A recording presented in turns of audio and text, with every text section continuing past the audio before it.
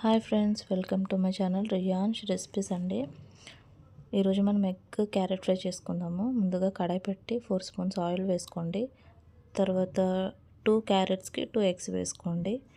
2 eggs వేసుకున్న తర్వాత egg fry అవనివ్వండి. ఫ్రై అయిన తర్వాత ఆ క్యారెట్ తురుముకుని ఉంచుకుంటాం కదా, ఆ తురుము వేసుకోండి. ఆ తురుము వేసుకున్న తర్వాత కొంచెం బాగా మిక్స్ చేయండి.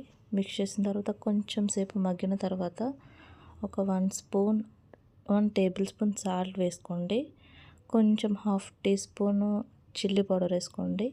ఫస్ట్ పావు వేసానండి, తర్వాత ఇంకొక పావు వేసాను. ఆ తర్వాత కొంచెం 1/2 టేబుల్ స్పూన్ టర్మరిక్ పౌడర్ వేసుకోండి. అది వేసిన తర్వాత 2 గ్రీన్ చిల్లీస్ కట్ చేసుకొని రౌండ్ షేప్లో వేసుకోండి.